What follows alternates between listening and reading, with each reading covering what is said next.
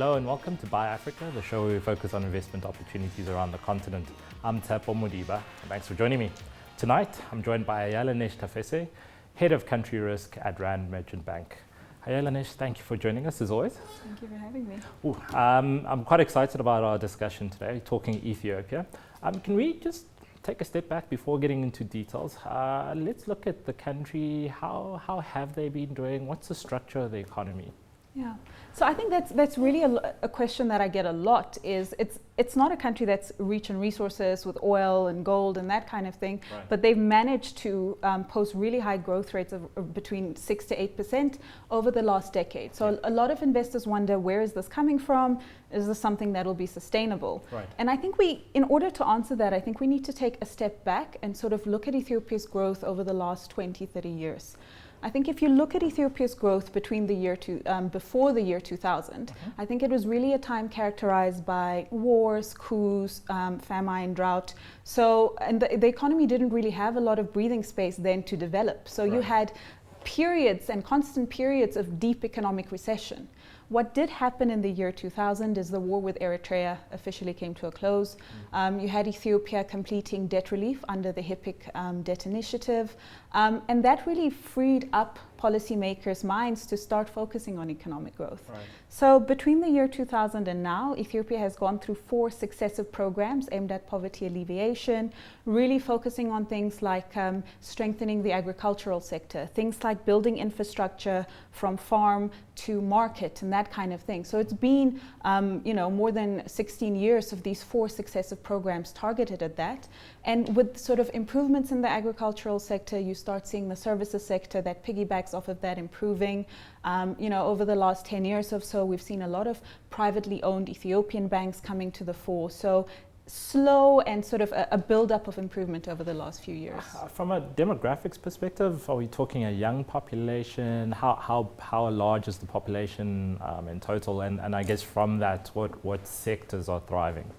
So in terms of the population, it's a population of around 100 million people. Right. So second only, big. It is huge, second only to Nigeria. Right. So, and over the years, I think with the economic growth, we've seen a lot of poverty alleviation happening. The World Bank did come out and say that poverty rates have been reduced by around 30% since the year 2000. Right. So you have a population, a big population and a growing population where poverty is reducing, incomes are rising, and I think for a lot of investors looking at sort of the fast-moving consumer goods area, this does present a lot of interest and opportunity. I think as a result, over the past couple of years, we've seen the likes of Heineken, Coca-Cola, even Unilever starting to sort of take notice and sort of increasing their footprint in Ethiopia.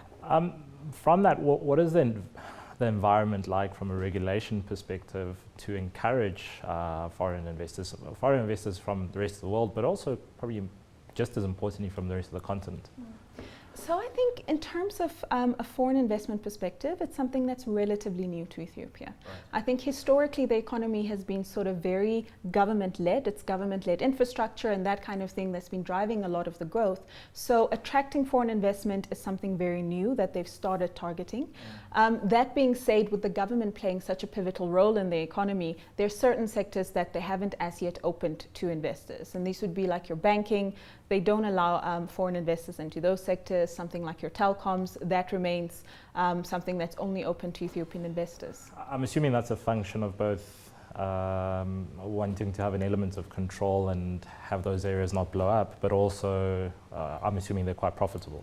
They are quite profitable for the government, and you can imagine if you've come from sort of a very state-led development model, they're not going to open the floodgates to foreign investments all of a sudden. It will be something very gradual and very slow. And what we're seeing now is sort of Ethiopian policymakers wanting to position the country to a more industrialized space. They really want the manufacturing sector to grow, and that seems to be the area where they're now currently courting a lot of foreign investment. So is there potential that Ethiopia then becomes the manufacturing hub for the continent? That is their hope. You see a lot of articles these days coming out talking about how China is looking for the new China. As incomes rise in Asia, right. The labor costs are rising in Asia as well. So a lot of manufacturers in these countries are looking elsewhere where there are lower labor costs. And I think that's where Ethiopia can play a role. A recent study by McKinsey showed that actually to produce a pair of leather shoes in Ethiopia, the labor cost per unit for that in Ethiopia is about 1/5 the cost of that in China. So there is a compelling case from a labor cost perspective. At the same time, I think the government is aware that this is something that a lot of investors are interested in. And from their side, what they have been doing over the past couple of years is they've been building these large-scale industrial parks. They finished one last year, which is probably in Hawassa in Ethiopia, which is probably the biggest in sub-Saharan Africa, and has the capacity to do about $2 billion worth of exports. Wow. So, and they're probably building around 15 or 14 of this and inviting foreign investors to come and move their manufacturing operations there. Beyond these industrial parks, what does Ethiopia have to do to achieve this goal? What do they have to do to make sure that they take advantage of this potential? I think, step one would be these industrial parks. I think they have been successful at getting some foreign investment into the country. I think as a result of these initiatives, I think the industrial sector of the economy has grown from 10% of GDP to around 17% of GDP in a matter of 10 years. So it's definitely something that's growing really fast. That being said, I think in order to continue allowing investment into something like this, you really need to improve infrastructure, electricity supply to these industrial parks. So making it more attractive and a compelling case for foreign investors to move their entire operation there. Right, so I guess as an international investor or foreign investor, you're not just looking at manufacturing sector, you're probably looking at infrastructure as well and participating in growth in those areas. Yeah, absolutely. There's been a large outlay of government expenditure on infrastructure over the last few years. One of the big sort of flagship projects that everybody talks about is the Grand Renaissance Dam. This is a dam that they're building on the Nile River itself, and it's going to generate electricity, which the government is hoping will be enough to start exporting to the rest of the region. So, a lot of companies that are looking at things like the construction sector, we've seen companies like Dangote in terms of cement looking to Ethiopia as one of a key market for them. So definitely, if you are in the construction space, that will continue to be an area where Ethiopia will invest in. I love these discussions. We've taken a very positive stance, but what are the risks? What should investors or are investors concerned about within the Ethiopian market? Well, I mean, its geographical location, Ethiopia, it makes it very sort of susceptible to weather patterns. Right. And unfortunately, since 2015, Ethiopia has undergone one of the worst droughts that it's seen in over a 50-year period. And that definitely did cut down on growth. We saw growth rates coming from highs of around 8 to 9%, and they currently sit at around 6%. Right. So the economy remains very vulnerable to these weather shifts. That being said, what is encouraging to see is in previous years, when they would go through these periods of drought, the economy was not prepared for it in terms of having enough food stock, having a diversified economy where you could look elsewhere for growth. And in previous years, a drought would have meant an economic recession. Right. What is encouraging to see now is you'll see growth tapering a little bit, but you're not going to go into that recessionary phase. You're talking about 5% as a slowdown, which most economies would be more than happy with. Absolutely. If you sub-Saharan African average is around 3% growth. So 6% growth is still quite positive, but it still remains quite a vulnerable economy to these things. And the geopolitical landscape, is that fairly calm? I think from a political perspective, that's also an area where investors are beginning to see risks. Right. Towards the end of last year, we saw quite a lot of protests and uprisings happening in Ethiopia against some of the government's actions and that sort of thing. And since then, the country has been under a state of emergency. And what that means is within Ethiopia, sort of access to information is limited in terms of, accessing social media. And as an investor standing outside of Ethiopia, getting information out of the country becomes quite difficult. So from that perspective, from the political side, there is a little bit of concern. I think for investors, a little bit of alarm bells were raised when during these protests, some foreign assets were damaged. Right. So what we are seeing is, we're not seeing investors pulling out of Ethiopia as a result, but they definitely are pricing in this sort of increasing risk premium. So taking into account, I guess the increase in geopolitical risks, but also the huge potential that we've spoken about, where does that leave your overall assessment of Ethiopia as an investment destination right now?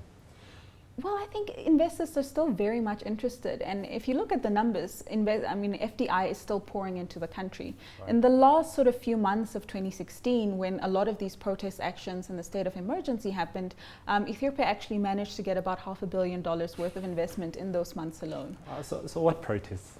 Exactly. So I think from an investor's point of view, so far, I think the possible benefits in terms of labor costs and tax incentives that the government is offering, and the growth opportunities in terms of your consumer goods, that outweighs the risk. They are able to mitigate those risks, and they're able to price it in. So I think from an investment perspective, you have that risk reward balance is still quite favorable for investors. Right. So we're likely to see a lot more conversations on Ethiopia as it becomes another darling of the continent.